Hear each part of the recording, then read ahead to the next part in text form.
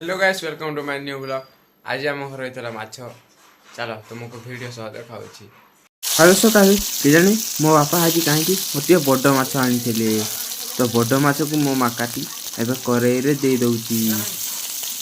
मो माँ माछर एत राग देता मु खासे खासे अथाए गली।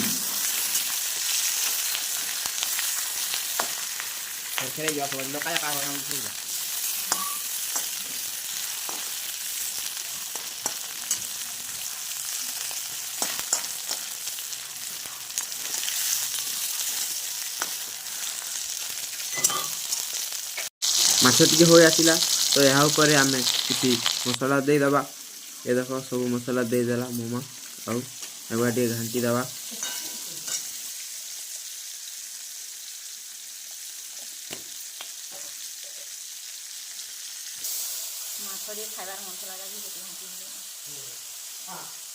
माछर मसला दे ये घाटिबा पर एबे गोटे टमाटो चिपुड़ी दे ताको टिके भल भाव मिक्स करदबा।